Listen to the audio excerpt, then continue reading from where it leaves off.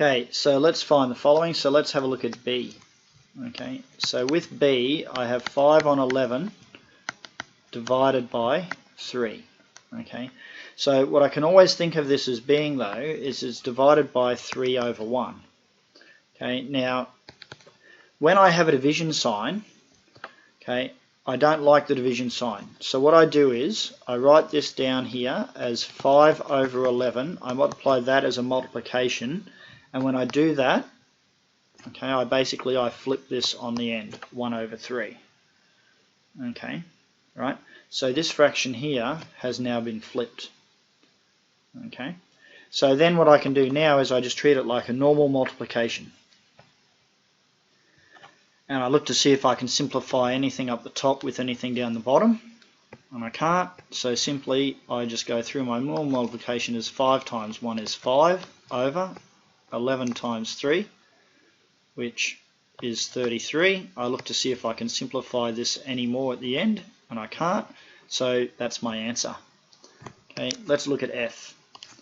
Okay, so with F, okay, so remember I have 5 and 1/3 divided by 4. Okay, so what I simply need to do here is remember, if I have a mixed number, okay, my first instinct is convert to improper fraction. Okay, that's what I want to do. I want to convert it to an improper fraction. So here it's going to be this here over 3. Okay, so I basically then think 3 times 5 is 15 plus 1 is 16. Okay, and so that gives me my improper fraction. I now divide that by 4, but I'm going to call that 4 over 1. Okay, to help me. So what I can then do now, okay, is I can then write this as 16 over 3.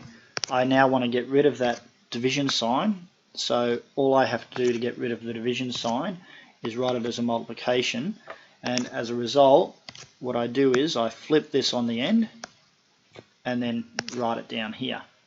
Okay, and so really I've now got 1 over 4. What I can then do is see if I can simplify anything with the top with anything down the bottom, and I can in this instance, like 4 will go into that once and 4 will go into that 4 times. So now across the top I have 4 times 1 is 4 over 3 times 1, which is 3.